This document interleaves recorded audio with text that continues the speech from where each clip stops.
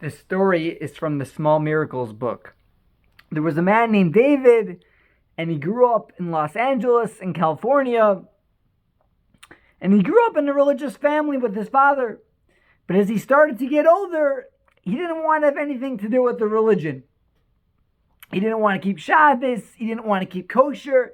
He just didn't want to have anything to do with the religion. And when he graduated high school, things got so bad, he would be arguing with his dad. He would say, "I hate you, Dad. I want nothing to do with anything here." He got a girlfriend who also was Jewish, but she also wasn't religious. She also wasn't interested in following Shabbos and following kosher. And he just decided with his girlfriend that they should go travel. They should go travel the world, take a break from Los Angeles, and just get away from this Jewish life. So he has a big argument with his dad, and he says, "Dad, I hate you. I never want to see you ever again." And he goes on his way with his girlfriend. So he and his girlfriend, they start traveling all around the world. They go to Africa, they go to Europe, they go to Asia. But they made a condition, they made an agreement that they would not go to Israel no matter what. They don't want to have anything to do with the Jewish people. They'll go all over the world, but they're not going to Israel.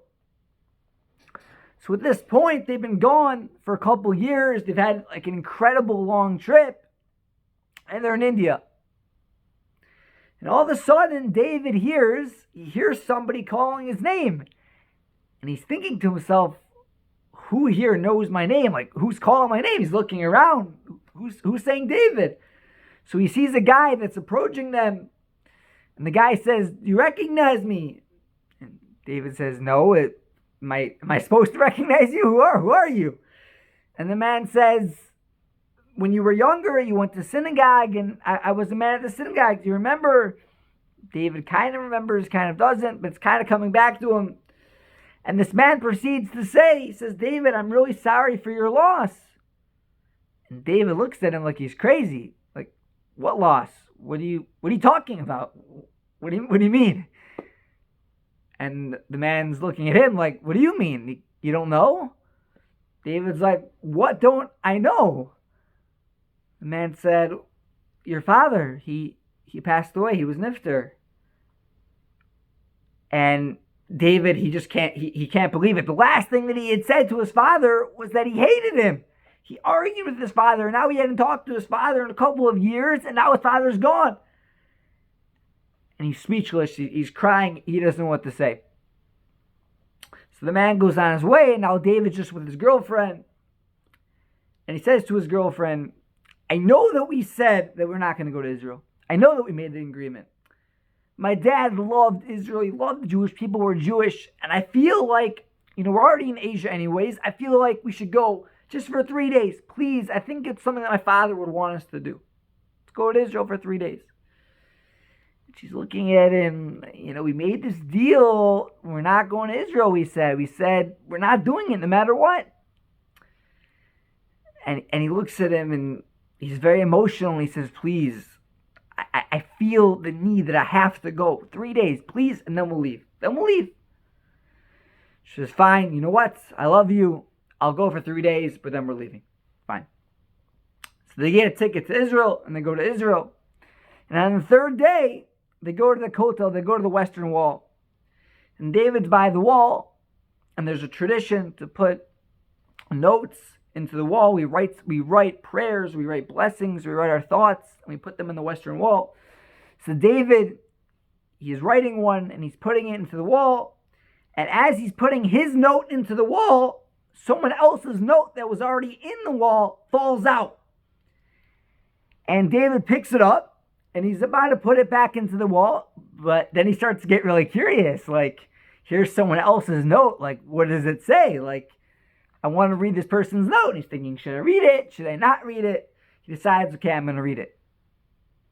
So he reads the note. He opens the note and reads it. And this is what it said. "Dear David, I miss you so very much. I know that we argued a lot. I know that we saw things very differently.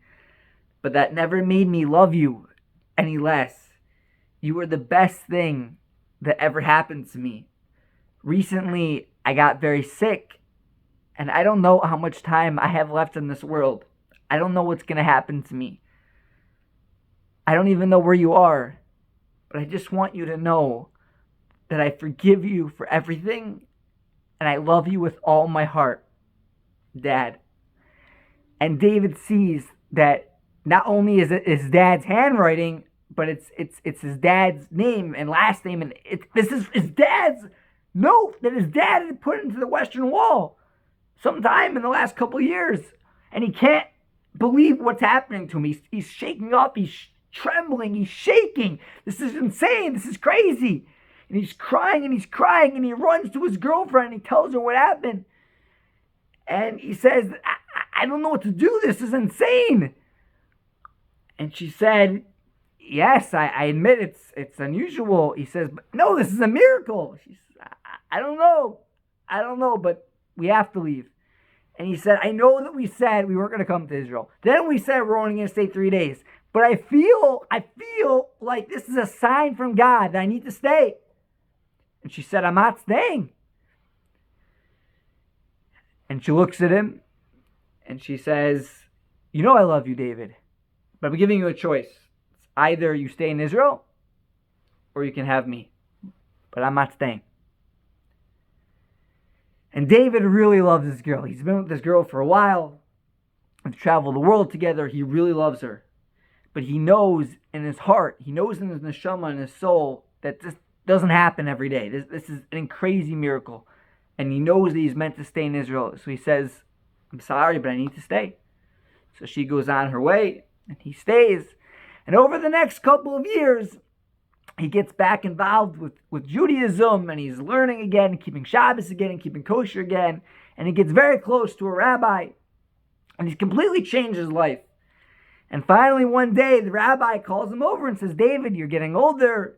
You're very mature. You've learned a lot. I'm very proud of you. My wife and I think that we might have a girl for you to marry. I think it's time for you to maybe get married. See if you like the match. So David says, of course, whatever the rabbi says, I'll agree to meet her. So the rabbi says, after Friday night service, you can come to my house to eat, and we'll also invite the girl, and you guys can decide if you want to date each other. So David goes to Friday night service with the rabbi, and he walks home with the rabbi. And they get to the rabbi's house, and they come in, and there's the Rebbitzin, the rabbi's wife, and standing next to the rabbi's wife is a girl, is a young woman.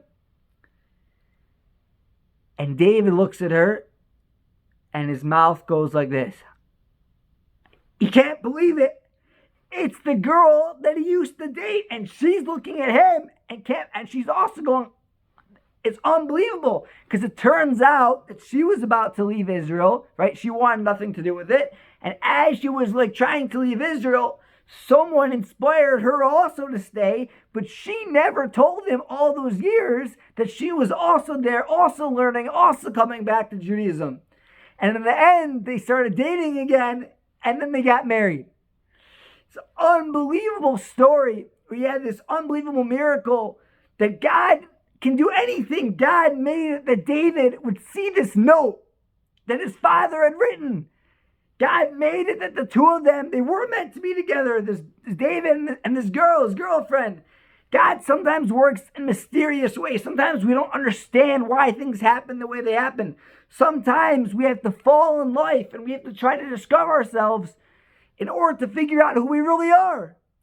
But God always has a plan, and it's important to remember that no matter what, God is looking out for us and only wants what's best for us.